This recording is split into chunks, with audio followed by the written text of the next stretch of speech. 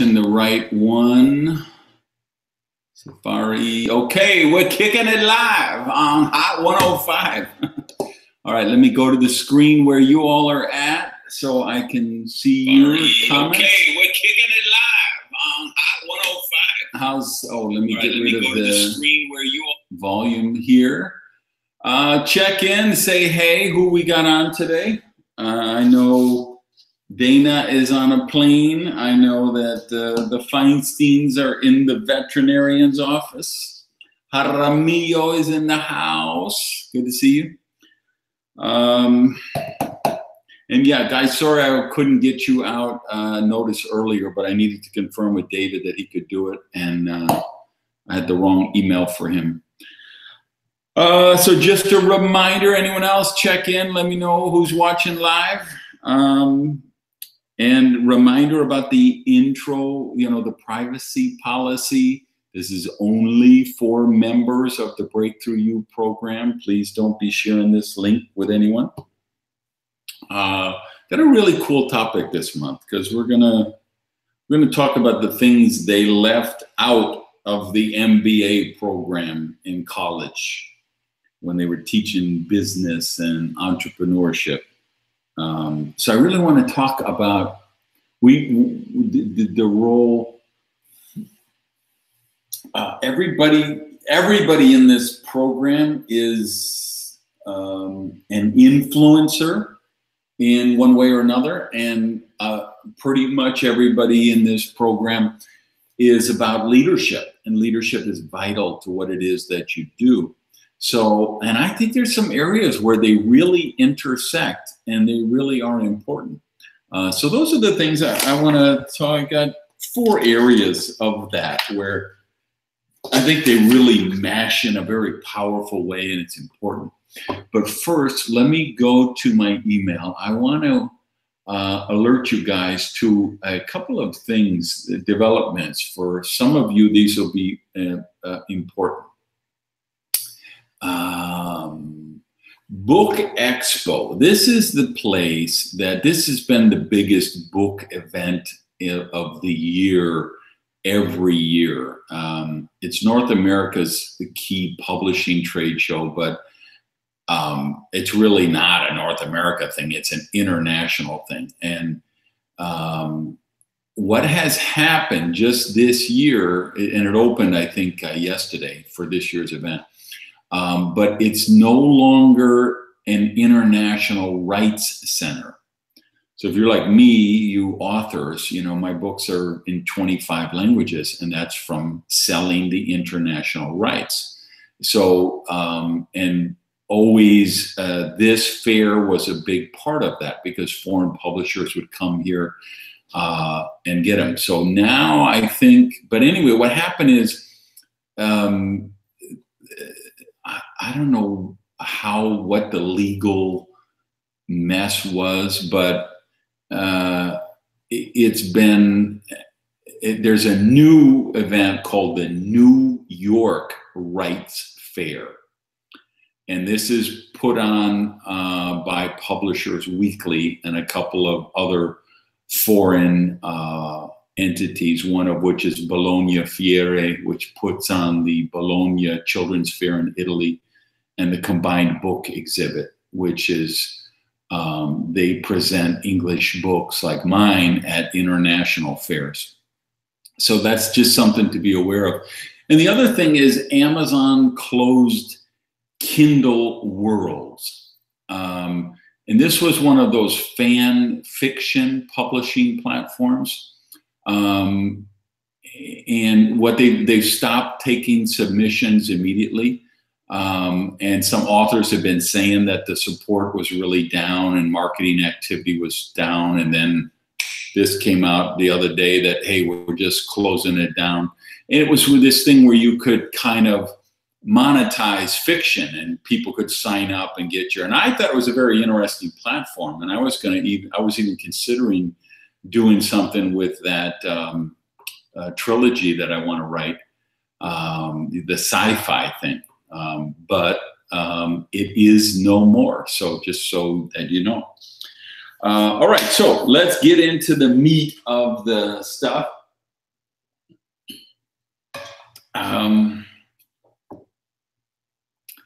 Number one thing, what got you here won't get you there. Let's remember that. Let's focus on that. What got you here won't get you there. Oh, bear with me. I didn't sleep all weekend because I was doing a convention, so my body hasn't caught up. So I did it's going to be a live video show with Lisa, not live, but taped video show with Lisa Jimenez yesterday. And that was kind of one of the questions she was asking me to elaborate on for the viewers. And I was like, I don't think that's the big thing, because for people at the kind of level of that are in this program and who I think were on her, are going to watch her show, what got us here at this level of success is not going to get us to the next level. And I think people focus too much on that, and the problem is it's too backwards looking. And so if I say what is the big thing that always keeps me going, and you guys who read the Mad Genius book, you're going to know, curiosity, curiosity, curiosity.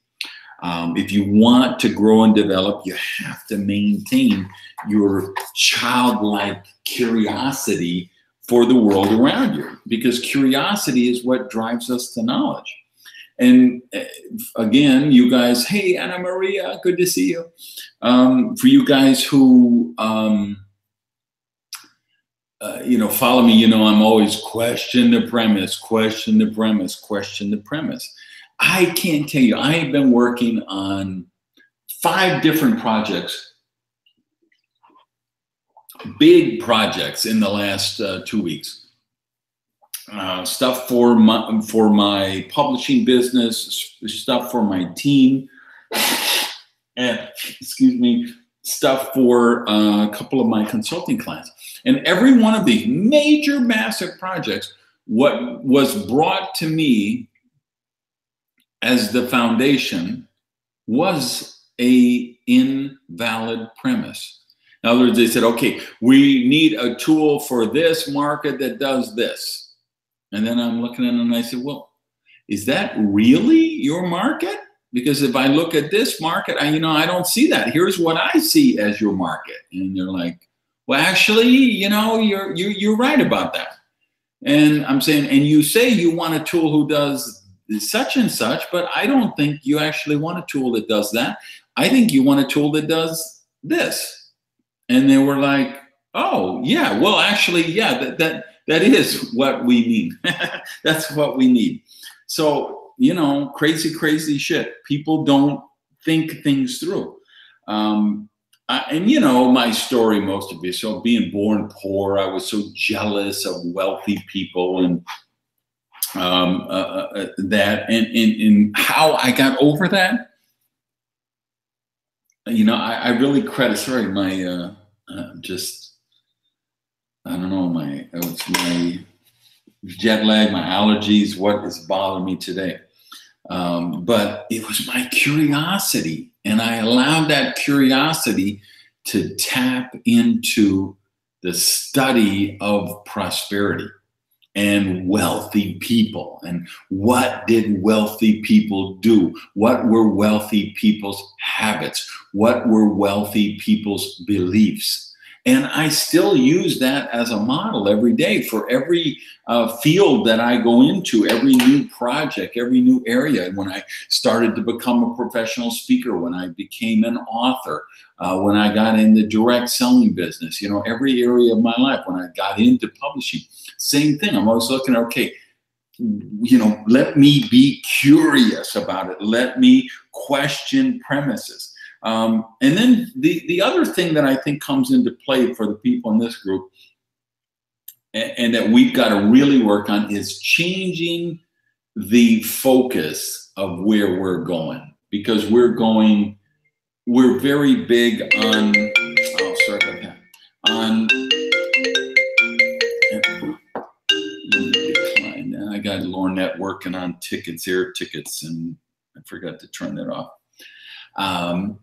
We're big on the goals. Okay, so we set the goal of this, or the achievement of this, or this is the task that we want to accomplish. And here's the thing, and I wrote a blog about this a week or two ago. I'm all for goals. I'm all for writing them down. I'm all for affirming them. I'm all for putting them on your dream board. I think all of those things, there is a place for those things. But the focus that I do the best with is when I say, hey, who is the person that I have to become to reach that goal or that achievement? Who do I have to be to get that achievement? And because when we change the focus to that, now we get to the practical application stuff. So we start to say, okay, what's the habits that I have to develop? What are the daily actions? What kind of person do I have to be? What kind of Olave, good to see you. Olave's Claves. So we got, that's a clever name. I like that. Which is keys in Spanish for you guys who don't know. Olave's Claves. Love it. When we start to focus on that, see, everything changes when we're looking at, what I'm always going to go back to, is, okay, what do I have to do to unleash the highest version of myself? And so I'm reading Extreme Leadership. If you haven't seen him, he's got a gazillion books out now. He's doing a lot of stuff. Jocko Willink, a Navy SEAL, was in the Iraqi war.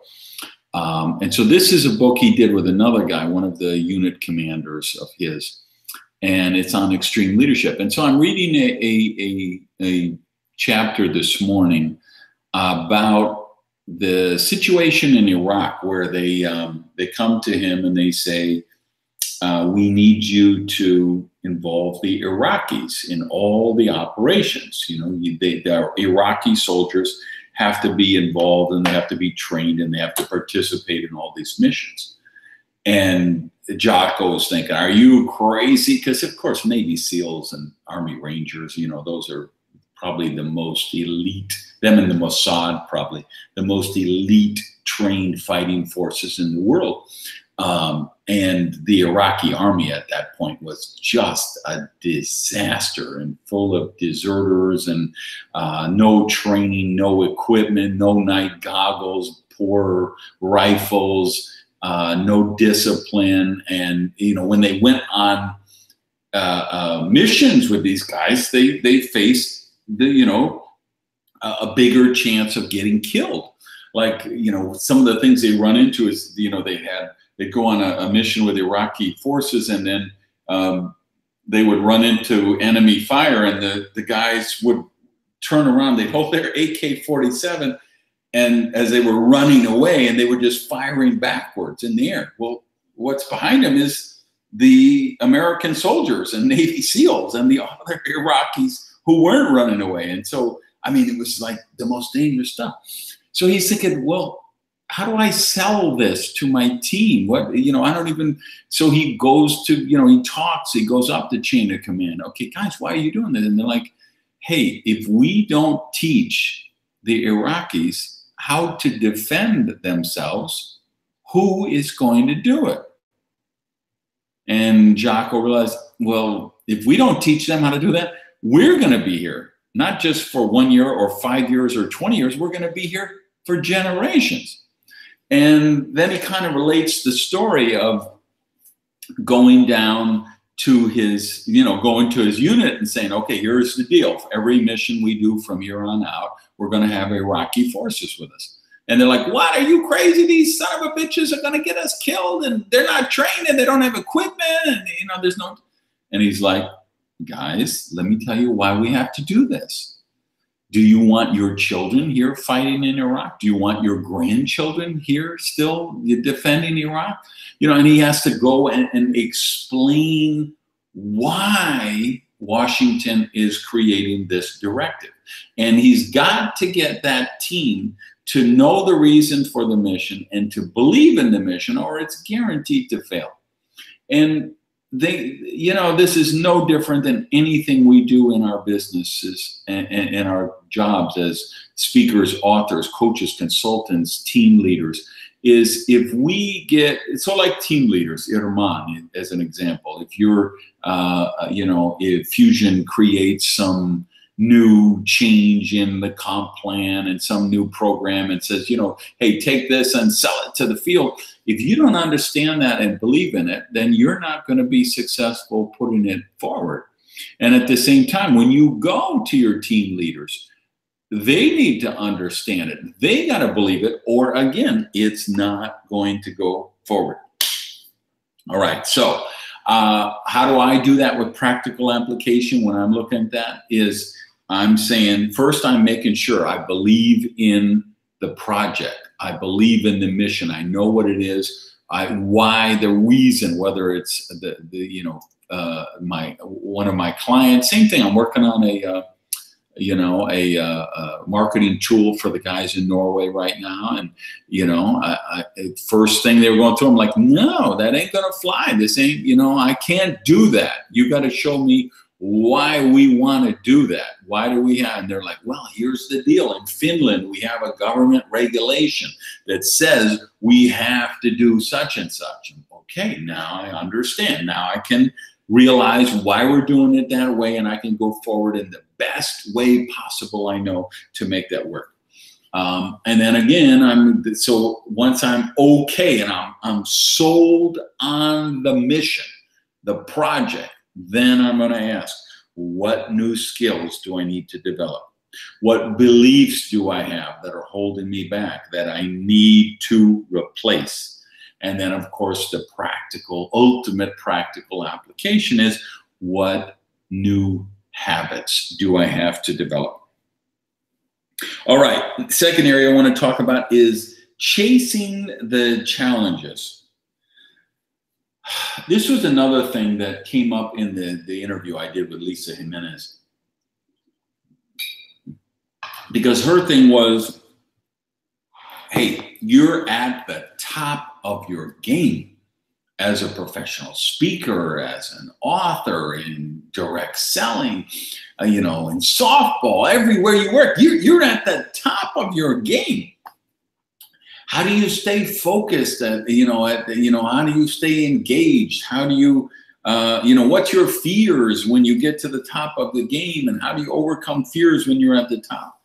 And I was like, whoa. I want to question that premise. And by the way, this interview is going to go live tomorrow. So I'll post a link in the group Facebook page so you can watch it, because I think there's some interesting, really fascinating stuff there that you guys will find helpful. But I was like, no, I don't accept that thing about the top of, the game, because that is death to me. And some of you have heard me tell the story but if you haven't, I think there's a really valid lesson here, which was when I sent the Risky book to my friend Bob Berg. He's one of the people that I mastermind with and trust and value and respect his opinion. And so I sent him the manuscript, a galley proof, and asked for his feedback on how the book could be better before I published it, sent it to the publisher. And he wrote back, Randy, this is your magnum opus. This is the work of your lifetime, all encapsulated in this book. And I was like, dude, don't even tell me that. I'm honored and I appreciate you said that. But if this is the work of my lifetime, then I'd rather be dead, because I got to know my best days are ahead of me, not behind me. right? And I need that my next book is better than this book. And it was the same when I did that event. And I was there with like 5 or 6 other best-selling authors. And there was this session at the very end. They asked us all to go on a panel, and there was a moderator giving us questions. And I'm sitting at that table, and I look down the left and I look down the right, the old white guys. And I'm thinking to myself, every son of a bitch on this panel is here milking their career off of some book they wrote 10, 20, or in some cases, literally 40 years ago. And they're still there. They're still just milking that for everything that it's worth. So, I mean, it was just, and I remember going home and telling my friend, if I ever get that way, kill me. And you hear a lot about echo chambers today, right?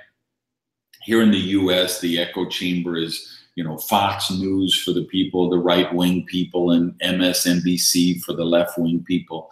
And you can see that divide down Facebook. And I blogged on this the other day too. I've never seen such a visceral, hate-filled dynamic as we see in social media right now. And it's not a US thing. The same thing is happening in Europe. The same thing is happening in Australia. The same thing is happening in Latin America. It's just this visceral hate because everybody's in their echo chamber, and they follow the people, the blogs, the social media accounts that echo back what they want to believe. In this perfect example happened, I put that blog up yesterday morning, and then an hour later, the whole controversy came out with Roseanne and her tweets. And it was the perfect demonstration of what I'm talking about. It was just craziness. But here's the thing. As authors, speakers, coaches, consultants, we can, if we're not mindful, we can create our own echo chambers. And that's a big problem, because these are the people we get our fans and our followers, and they just love us and they love everything that we do. But if we just start, if we're not careful, you're drinking your own bathwater.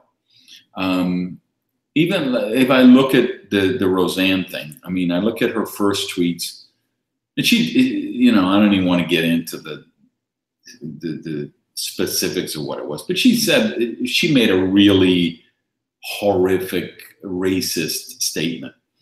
And then everybody was telling, oh, we support you, we're going to boycott ABC. And then the ABC canceled her show, and then they were all, and she wrote some very, I thought, positive responses. Like, hey guys, you know what? I appreciate you defending me, but don't. I said something really stupid, and I'm sorry. I wish I didn't. So please don't defend that.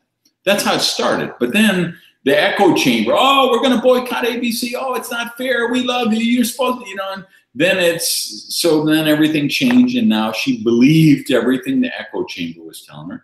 And she basically walked back feeling sorry and saying it was a mistake, and just went on the attack. Well, how does that happen? Because of her echo chamber, all the followers she has on social media. This can happen to us. We have the biggest loyalist fans in the world, and they love everything about what we do. And we got to be careful of that, because it can really cloud our judgment and affect our work. So we have to surround ourselves with critical thinkers. And we have to get to the third thing that I want to talk about, which is the role of discernment in what we do. All right. Guys, I'm going to go take my allergy medicine. So Olave, Clave, tell them about what you're doing with your events that I'm going to speak at, or something. Give them a little update, please, if you would, just because you've got something exciting going on. You didn't put it in the tribal group on WhatsApp. So take over for a couple minutes. I'll be right back, all right?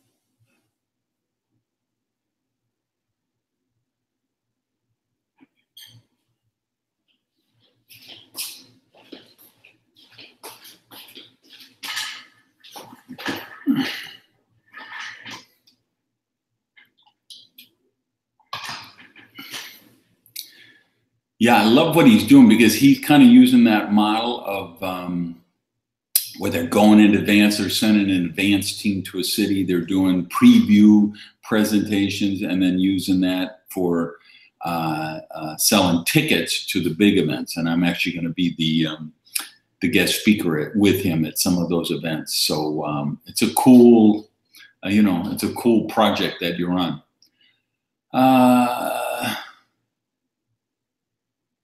I think you meant to say just many of you know, not suck many of you know, or so many of you know. But yeah, doing a great job on that. So, you got to post that in the Tribal event, really, because the guys who are at Tribal, they've been in the WhatsApp group, they've been posting updates on some of the things, and I know the people in the group, are going to want to hear from you on that. And Anna Maria, the same thing, because that message you gave me, I really wish you'd put it in the Tribal group too, because people want to know what everybody's doing. And I thought it was great what you did with the social media stuff. So those social media events, they would be really excited to hear that you're doing that. And so there, or even the Facebook group. All right, yeah, good. All right, so discernment. Your mother is supposed to love everything that you do. Your rabid fans are supposed to love everything you do. And we can get those accolades and those standing ovations and those book reviews on Amazon. And great, let's celebrate them and appreciate them and know that our work mattered to people and it makes a difference for people, and let's be proud about that. But have the discernment to know, okay, well, what about somebody who's outside of my echo chamber? Am I working for those people? I'll put a video on YouTube and not everybody comments, but a lot of people hit the like button or the thumbs. There's a thumbs up and there's a thumb down button. So I will do some video on the value of meditation, or how to create wealth. And I'll look and there's 150 thumbs up and there's 5 thumbs down, and I'm like, What? Who are these 5 people? I want the names of these people. Let me go hunt them down and find what. I talked about, call your mother on Mother's Day or something. What did they not like about that? I mean, actually, I'll give you an even better one. There's a video, you've probably seen it. It really went viral. It went around the world. This was this former paratrooper, and he broke his neck in a jump or something. So he had braces, and he couldn't go around without braces, and then he gained weight, and he was like 150 pounds overweight. So he went to some yoga center and started doing yoga and stretching and working on flexibility, and then he started working out a little bit, and then he changed his diet, and he lost like 150 pounds, and then he threw away the crutches and the braces, and he was running again. I mean, it was like, and it had like a million thumbs up, a million likes, and there was like 5,000 thumbs down. Like 5,000 people, this most inspiring story you're going to see all month.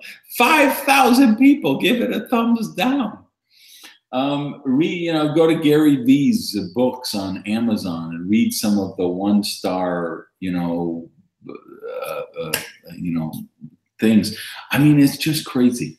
But so you got to use discernment, and it's really important in our field. So let's say you're in direct selling. Whatever you come out with, whatever your company comes out with, then you got to understand there's people who just always say every product is too expensive, no matter what the price is.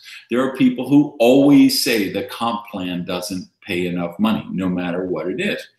If you go, if you're a professional speaker and you've got evaluations for your program, how do you discern with them? Well, you know what I do? I take the top 2% and I throw them out. I take the bottom 2% and I throw them out. And I look at what's in the middle. That tells me how I'm really making an impact with those people. Because the top 2%, those are the people that are just Randy Gage fans. They drank the Kool-Aid. They love everything I do. So if I go up and I read War and Peace in Russian, and they don't speak a word, it doesn't matter. They're going to love my facial expressions, the way I did it.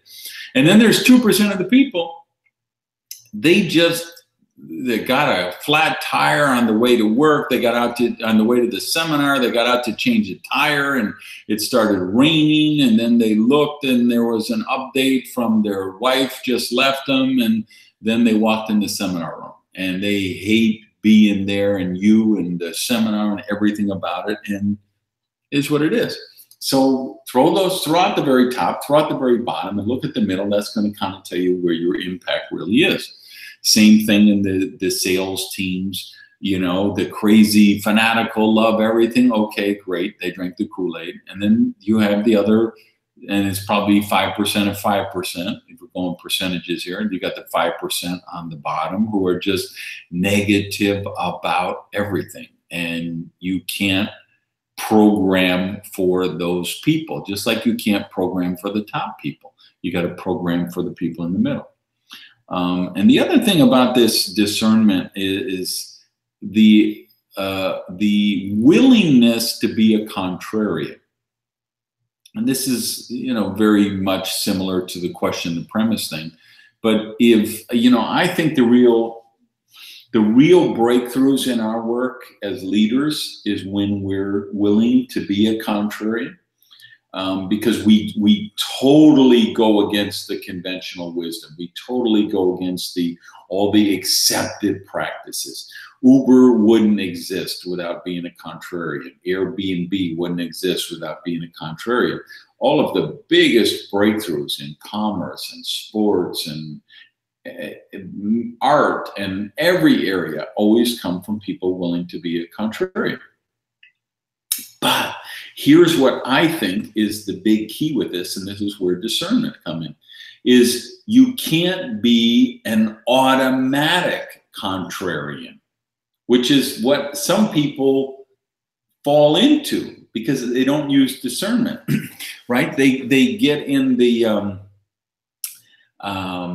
this mindset of I'm a contrarian, and now they start to own that identity of being the curmudgeon, being the wet blanket, being the one who always slaps everybody upside the head and always says, no, that's bullshit, and here's why.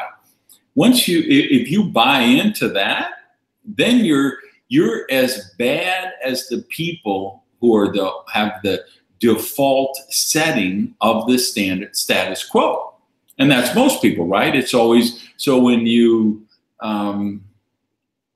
you know, the example was when I sent in the Risky book, and they were like, and I had it structured the way I did with different acts, right? And I had the overture and Act 1 and you know, everything. And they were like, but this isn't how business books are structured. The publisher, you know, when I sent it in, it's like, this is not how business books are structured. I said, well, that's good, because it's not a business book. It's a rock opera. Because if you remember, I had that in the start of the book, a rock opera in 4 parts or whatever I put. And they're like, oh, okay. So they let it in. I sent like 48 testimonials from Robin Sharma and Larry Winget and Jeffrey Hazlett and all. And they're like, wow, this is great. These 48 testimonials. You know, how many do you want us to use? Like, all of them. All of them. That, you know, normally we just do 5 to 7. And I'm like, well, since 98 or 99% of the books that are published lose money, maybe that's not a good approach. So maybe if I have 48 people who are listed and gave me a quote for the book, and they see their quote in the book, they're going to be champions of that book when it comes out, and they're going to be proud to tell people about it. So why don't we try that? Oh, okay. That's what being a contrarian is about. It's using that discernment about, okay, does this really apply? Is the premise valid? Will the premise remain valid in the future? Is this best practice? Is this still a good best practice today? Or was this a best practice from 30 years ago and nobody ever did the critical thinking to say, hey, this should be different? Right?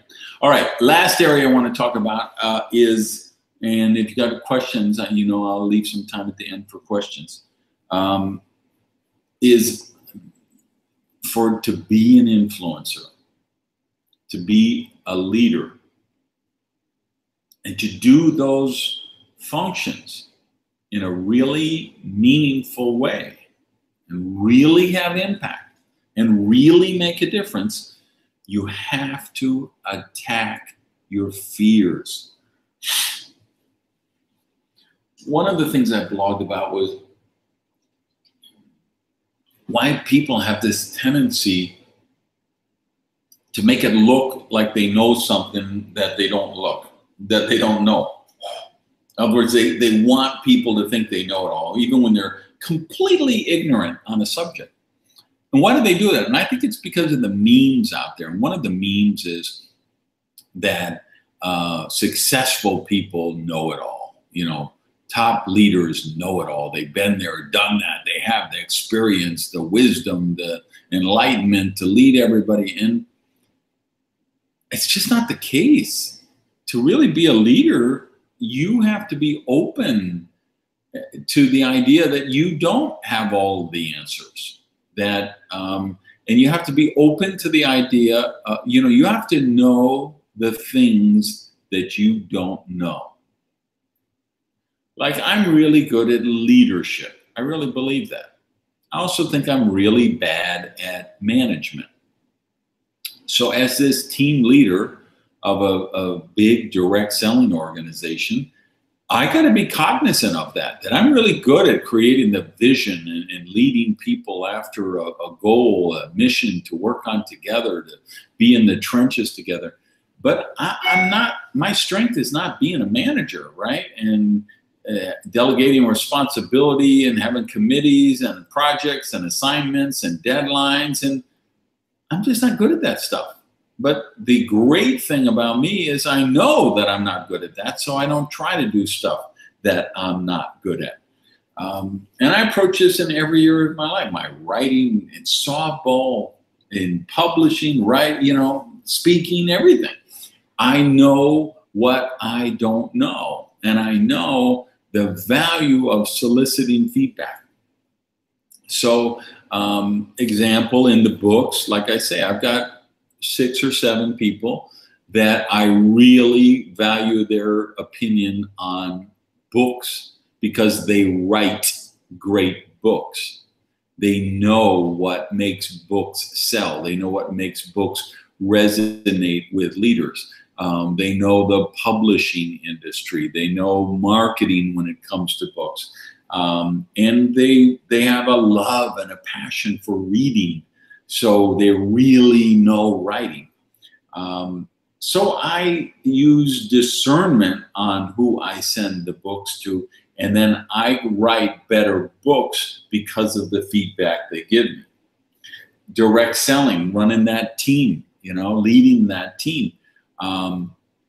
I've got so much experience in marketing, so much experience in copywriting. It's really easy for me to say, I'm going to write the script for the new recruiting video. I'm going to design the new recruiting brochure. I'm going to create the copy for the website. And I have to stop myself and say, wait a minute.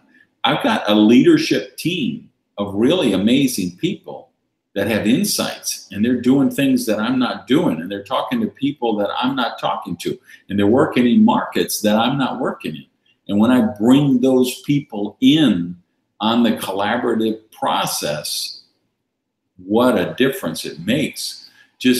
Sometimes it's just one line that one of my leaders give me that just changes the whole impact of a brochure or a page on a website. It's just one little statement, something that they've learned being in presentation after presentation after presentation. So it's knowing what you know, knowing what you don't know, and then the reason I bring it up is because then we have to attack the fears, which is where do we go? What is the fear that's holding us back from being the best leader for our team that we could be? What is the fear that's holding us back from really taking the next step forward in our role as being an influencer for the people who read our books, go to our seminars, or in our coaching programs, or on our teams?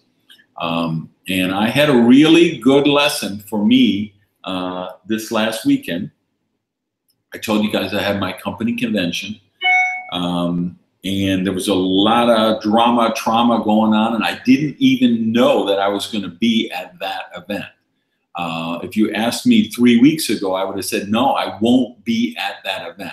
I will be in New York at VoiceCon and some other commitments that I had. So I realized, getting really close, I got to be at that event. I got to be at that event. So I'm start juggling schedules and plans around so that I can get to that event. And then, of course, Jeff, the CEO, says, no, you're going to be here. I left a block. I knew you were going to find a way to make this work. So I left the block for you to do the closing keynote. Well, it's taking place in Cusco, in the Sacred Valley in Peru. And 98% of the people in there speak Spanish as their native language. And probably 70% of them speak only Spanish. It's not only their native language, but their only language. So obviously they have interpreters. There's other speakers who are speaking English, and they've got interpreters for that. But I say, I need to do this speech in Spanish. And I told them last year when I did that convention, I said, next year I'm coming back and I'm going to do the speech in Spanish. So I'm saying, I need to do that. So I set that intention. I'm going to do my keynote in Spanish. at Alumbra. So now you know how it is for you guys who are bilingual, which I think is everybody who's watching live. You know, you can't memorize a speech or script a speech in another language. The only way you could do a speech in another language is you have to think in that language. So I'm kind of getting ready for this. And I like to, for an event like that, for a keynote with 4,000 plus people, I want to plan that for 3 to 6 months, that speech. Now I'm doing it in 3 to 6 days in a second language. So I'm keep running it. So when I'm working out, when I'm riding my bike, when I'm just doing my personal, I'm kind of running through my mind. All right, what do I want to get? What do I want to say in this speech? How do I want to do this? And it was so important to me. Let me do it in Spanish. I want these people to feel my heart in their mother tongue. I want them to know the love that I have for them. I want them to know how hard I'm going to try to do this for them, even though it won't be perfect. So I'm kind of going through, all right, I think I want to tell the gunshot story. The speech is about the it was in the Sacred Valley. So I thought, let's talk about dreams, because dreams are sacred to me, and their dreams need to be sacred to them. And so how will I get these points across? What's my key note? Okay, now what are the stories that support my key note? And I say, well, I need to tell the gunshot story. So I start running that through in my mind. Okay, I'm going to tell the gunshot. And then I'm kind of thinking how I would tell the story in my mind in Spanish. And I realized I don't even know how to say the word gunshot in Spanish. And then I realized I don't know how to say the word gun in Spanish. I don't know how to say the word trigger in Spanish. Now, of course, I'm studying for 2 years, every day, Duolingo, studying Spanish so that, I can be fluent in it. But I'm not fluent in it. I'm 75% fluent in it. Maybe I'm 80% fluent in it, but I'm not fluent because I don't know the damn conjunctions and the past tense, future tense, all of those. I know a lot of words and vocabulary. So I'm thinking, what's gunshot? What is gun? What is trigger? What is, and I'm realizing Duolingo doesn't teach words like gun, gunshot, trigger, and lying in a pool of blood in the street. So 2 days before the event, I say, that's it. It's impossible. I'm not ready to do this speech. I need to bail out. I'm going to have to use the interpreters and do it in English. So that was 2 days before the event. Now, 1 day before the speech, I'm on a plane flying to Peru, and I say, that's just bullshit. That's just me being afraid. It's, giving in to my fears. That's just an excuse. I need to do this speech in Spanish. And if I fail, I fail, but I need to do this to grow as a leader. I need to demonstrate the value of facing my fears. So I got my friend, mi hermano, Herman, who's on this right now. And I say, okay, here's the deal, my friend. I'm going to bring you up on stage. I want you to be on the side of the stage. And you're going to be my lifeline, my landline. So when I don't know a word or an expression, I'm just going to turn to you. You can, help me out with it. But I'm going to do the entire keynote in Spanish. And that's exactly what I did. So I did from start to finish, I did the entire keynote in Spanish. And I told the people, right at the start, hey, we're going to make a deal. Here's why, I'm committed to doing this in Spanish. Hang on, I got something popping up on my screen I got to get rid of.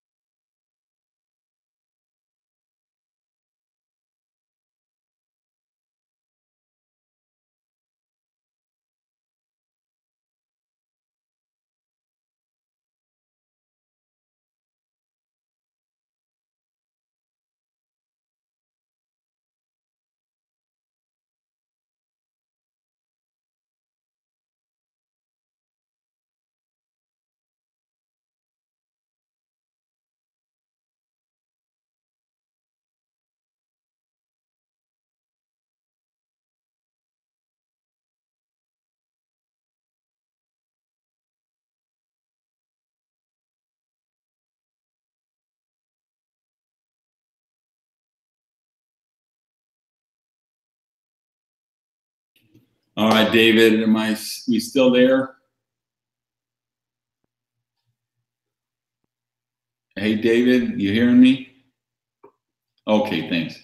All right, sorry guys, I had that thing pop up and then I shut down Safari because I forgot that I have to do these Google Hangouts on Safari. Sorry about that. So anyway, so that's what I did. I do the whole thing in Spanish and, you know, made a mistake. And what I told him was, we're going to do this deal that, you know, if it's important to me to communicate with you in your language, but I'm going to probably make some mistakes. And when I do, the deal is you won't laugh at me, or if you laugh, you're going to laugh with love. And of course they got it. They loved that. They understood that. And that's what it did. And I got to tell you, you guys know I've spoke to more than 2 million people, thousands and thousands of presentations, from 3 people to, you know, 12,000, 10,000, 11,000, 8,000, huge crowds. And this was the most impactful to me. It meant the most to me because I did that in Spanish. And I'm telling you, no lie, I got like 500 follow-up messages, whether text, WhatsApp, email, and social media, just of people who said, listen, the real lesson of the entire convention for me was you facing your fears and doing that for us. That, hey, you know, or hey, the most thing, you know, the thing I got the most out of the convention was how you did that. You know, it isn't even what you said. It's the fact that you said it in Spanish and you challenge yourself. You're such a role model. You showed the exact behavior that we want to emulate. But that only happened because I was willing to face my fears. So I want you to think about that in terms of your next book, in terms of your next speech, in terms of your next audio or video album, and for you guys with teams, for your next convention, for your next training, for your next whatever. You know, what is the fear that you need to chase down to really demonstrate to your team, to your fans, to your followers, that you are the living example of what you're teaching them? So that's it. I'm out of material. I'll turn it over to you guys for any questions. But I just, I think these are the intersection between leadership and influence, because we need both. To be an effective leader, you got to influence people, and to really influence people, you got to lead. You got to show leadership ability. And I don't think there's been enough research, enough education, enough teaching into the intersection of those two things. Thanks, Olaves Claves. I think I'm going to change my last name to Breeze, just so I can do Breeze Keys or something like that. Really, that works out. That works out good. That's a good play on words. You know, there's some things, you know, we talked about a tribal, some things are too cute by half or whatever. That's not. I think that's that one works. It's just right in that sweet spot there. All right, guys, any questions? Other than that, thank you, Milton. Good job with all that. Thanks for jumping in there. I'm excited about your events. Anna Maria, you got more events scheduled? Sounds like they went good. It sounds like you should do them on a regular basis. Where's Lianos today? He didn't come in from Australia, and this is the normal time for him. So what's up, Lianos? We missed you.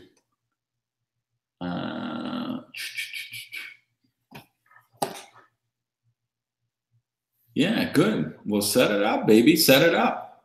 That's going to be a client factory for you, I think. Really do.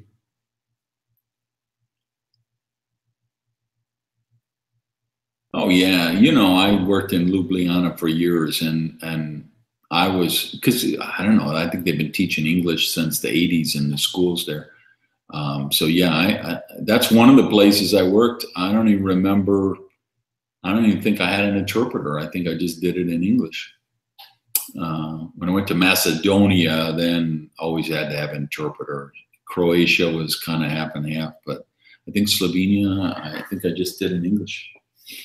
I miss Ljubljana. I got to get back there. I'm going to run out to Prague this summer, I think, instead of Ljubljana this year.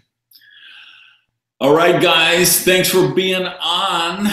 I don't see any other questions, so I'm going to sign off and get to my workout. Hope you, and I'm working on the blog, or I'm not the blog, the update, the brief. So you should have that within a few days. All right. Yes, come. We'll see. All right, guys, have an amazing day. I'll talk to you soon. Okay. Peace.